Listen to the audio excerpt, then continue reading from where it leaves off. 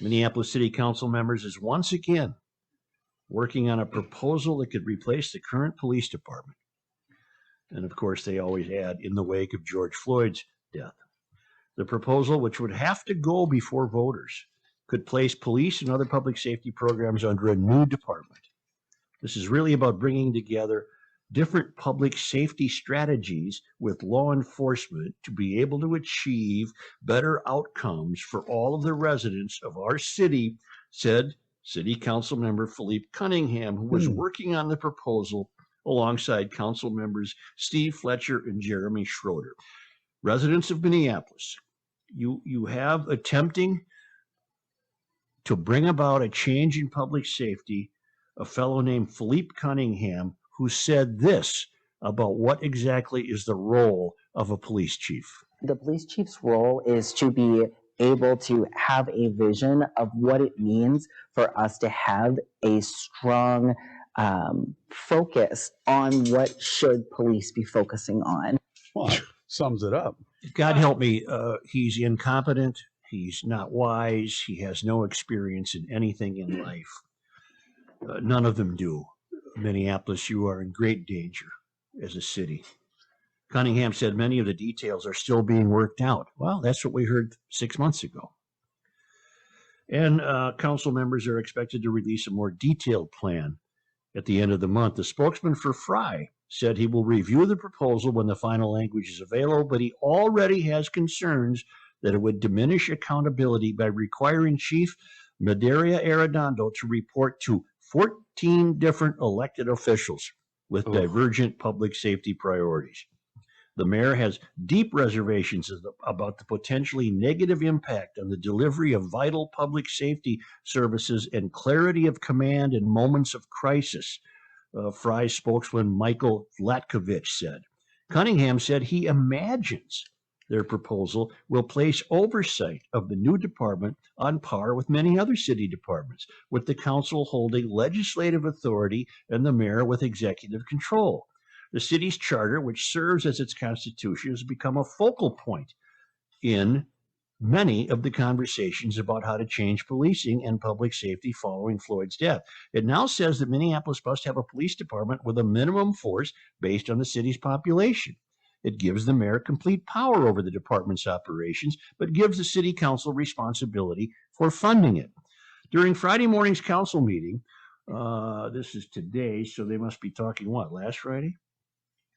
Cunningham, Fletcher, and Schroeder will give notice.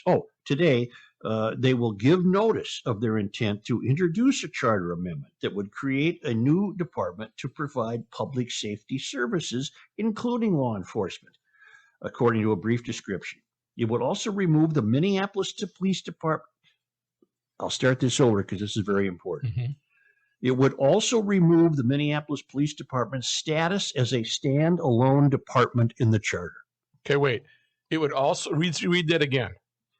It would also remove these plans they have, which are by no means done or make sense, but in their plans, they would remove the Minneapolis Police Department's status as a standalone department in the charter.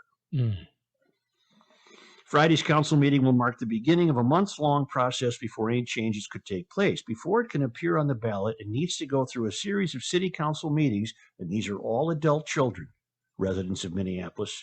Your hands, your fate is in the hands of these inexperienced activists who are pandering to small constituencies. Before it can appear on the ballot, it needs to go through a series of city council meetings and a review by the court-appointed Charter Commission. This would be the second charter amendment proposed by council members since Floyd's death.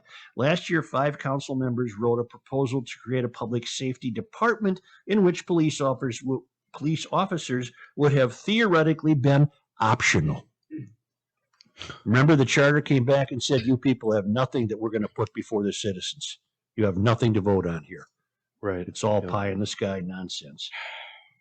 State law, of course, limits their ability to eliminate officers. That proposal never made it before voters because the Charter Commission voted to delay it.